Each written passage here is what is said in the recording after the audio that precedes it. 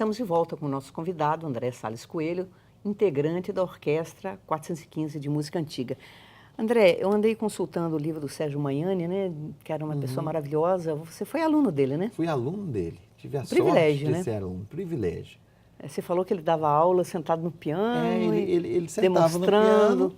piano. Eu tive aula de história da música com ele e ele ia contando os casos e tocava um trechinho, né? demonstrava. Ele era uma pessoa maravilhosa mesmo. E tem uma hora que ele fala, né, no verbete que ele tem esse livro, né, pela editora UFMG, que chama Expressão e Comunicação na Linguagem da Música. E quando ele fala de barroco, ele fala de uma maravilhosa forma de lógica, em que o jogo das proporções, sem sufocar a emoção, parece derivar de uma lei superior da matemática. Eu achei tão interessante. Explicou por que eu gosto de barroco, que a gente falou no começo, tá vendo?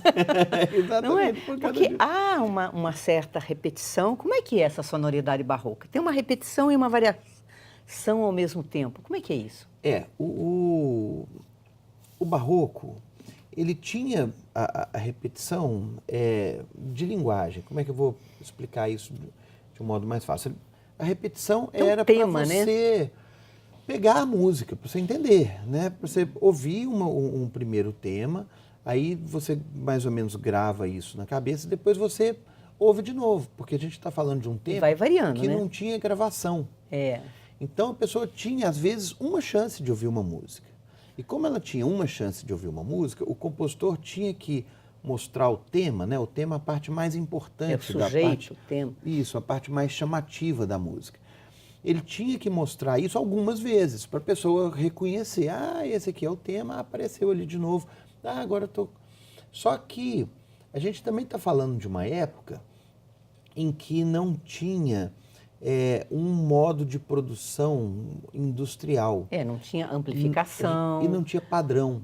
Não tinha padrão no sentido de, assim, hoje, por exemplo, a gente tem a cópia, seja visual, seja... Então, por exemplo, uma cópia visual, você tem ali uma matriz e você reproduz aquela matriz exatamente igual milhares de vezes. Por exemplo, uma foto. Você tira uma foto, você coloca uma foto numa rede social, Mas a foto eles é exatamente... partituras? Não, tinha partitura, mas não tinha o pensamento da padronização. Ah, sim. Então, como não tinha o pensamento da padronização, esse tema era apresentado várias vezes, mas cada vez que ele era apresentado, ele tinha um jeito diferente de ser apresentado, como uma pintura. Estou pensando mais agora nas artes plásticas, como, por exemplo, numa fotografia, você reproduz a fotografia exatamente igual a como a que foi tirada. Numa pintura, cada pintor, ou o mesmo pintor, se for fazer a mesma pintura uma outra, ele vai fazer uma coisa um pouquinho diferente. Eles também, né? Uma cor um pouquinho diferente, um jeito um pouquinho diferente. E a mesma coisa acontecia na música. Cada vez que um tema entrava, ele entrava um pouquinho diferente. E onde era tocada essa música? Era nos salões aristocráticos mesmo, Nos salões aristocráticos, exatamente. Que eram grandes, mas não eram imensos. Então, aquela sonoridade, que se chama de sutil, discreta, ela era perfeitamente compatível com o ambiente, né?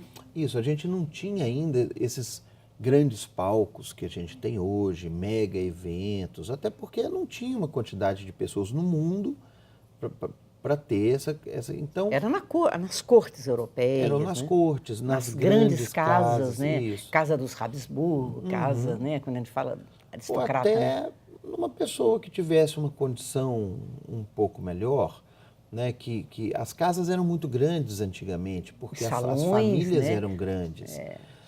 E as famílias, não só a família mais próxima, como as casas abrigavam primos, abrigavam parentes mais davam distantes. bailes, né?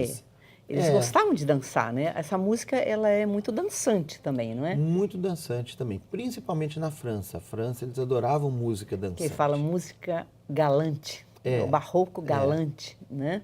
Agora, Isso. o rei já tinha a sua orquestra própria, né? Alguns reis gostavam, logicamente, mais de música. Na verdade, todo rei tinha a sua orquestra própria.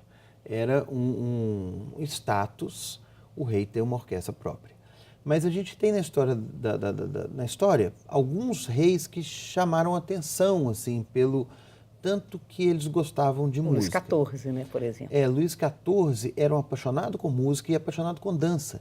Luís XIV, ele próprio dançava, costumava inclusive dançar nas óperas que eram apresentadas. Eu achei interessante, no último concerto que vocês deram uma semana atrás, Jean-Baptiste Lully, Jean-Baptiste Lully. que na verdade era Giambattista Nascido Giovanni Battista de Lully, porque italiano. ele era italiano.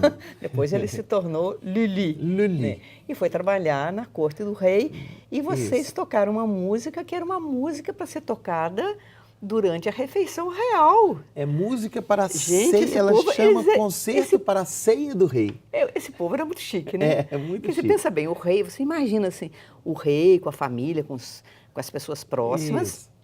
que havia toda uma etiqueta, que eu sei, porque só se conversava aquilo que o rei propunha. Uhum. Havia uma etiqueta, você não conversava qualquer coisa, só na hora que o rei queria e o assunto que o rei queria. E Isso. aí tocando aquela orquestra, que coisa maravilhosa.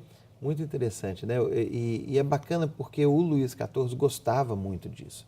Ele gostava de dançar, ele gostava de aparecer nas óperas e gostava muito de música, assim. Então ele tinha uma orquestra própria. Pois é, o Lully é um dos principais, né, do barroco O francês. Lully foi um compositor que revolucionou a música francesa. Ele deu todas as características da música francesa na época. Ele, digamos assim, ele deu as cartas da música francesa. Ele falou assim, ó, a música francesa vai ter essas e essas e essas características. E vai ser assim, tanto pela importância dele como um compositor que estava muito próximo ao rei, Luís XIV, como a importância como compositor mesmo, como uma pessoa que sabia escrever música muito bem. Então, ele deu as cartas da música francesa nessa época. E cada país, né, nesse último concerto, vocês destacaram, né, um compositor alemão, um italiano.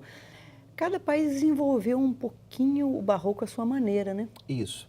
A França tinha, então, essa característica muito própria, principalmente a dança, muito por causa do Luís XIV, que gostava muito de dançar. Então, a música francesa ela é toda feita em danças. E os alemães, mais sérios, mais sacra? Os alemães eram mais sérios, os alemães, eles falavam que eles pegavam o melhor da música italiana e o melhor da música francesa. Então, eles eram a melhor música da Europa nessa época. Quer dizer, se consideravam. Se né? consideravam. Mas a característica da música alemã é um pouco mais lógica. O alemão, ele parece que ele realmente pensa na estrutura da música. A estrutura matemática que falou. De uma forma mais matemática. Qual que é o exatamente. compositor que vocês tocaram? Nesse concerto passado foi o Muffat, Jorge Muffat. O italiano. O italiano é essa característica do italiano até hoje, né? Ser muito lírico, ser muito extrovertido. Então, a música italiana talvez seja a mais fácil, a música barroca seja talvez a mais imediata de se ouvir. Não a mais fácil, mas a mais imediata. É a que toca de uma forma mais direta. Porque o italiano gosta muito, né, de ser muito lírico, de ser muito emotivo, de ser muito extrovertido. Então a música italiana tem essa característica. Tem também um autor que você falou que não é tão conhecido, mas é importante, Campra. André Campra. O André Campra, ele é um grande representante da música francesa, exatamente com essa questão da dança. O André Campra, ele, de certa forma, inaugura a ópera dançada, que é uma forma maravilhosa de ópera, porque tem muita dança. Então, ele faz as partes de conteúdo, né, que os personagens explicam a história, mas entre cada um desses ele coloca cenas de dança. Então, é uma ópera muito gostosa de se ver, porque tem muita dança. É interessante, né? Assim, e claro, né? Depois a gente pode falar melhor, o maior deles, acho que a gente pode dizer isso, né? Johann Sebastian Bach, né? Bach não tem como fugir. Tem a família Bach, né? Tem a família Bach. Que eu não sabia, mas recentemente aprendi lá com a Berenice Menegali, num evento que ela proporcionou, que vários da família foram músicos. Né? Parece que são mais de 40 ou mais de 50 membros da família que foram músicos. E bons músicos. Todos bons músicos. E ele, talvez, maior. Ele é o maior. Uhum. Bach conseguiu unir a emoção, a lógica, conseguiu fazer charadas musicais, que são temas muito complexos, têm que ser descobertos por estudiosos da música, o que estava acontecendo, mas ao mesmo tempo conseguiu fazer músicas que vão muito diretamente ao público. Além disso, Bach era um grande organista, um estudioso da construção de órgão. Eu acho Tá. que Bach merece um Tá, bloco inteiro tá para bom. ele. Eu acho que ele realmente merece a gente falar mais um pouco dele. Então, a gente faz um pequeno intervalo e voltamos daqui a pouquinho falando sobre Johann Sebastian Bach. Até lá.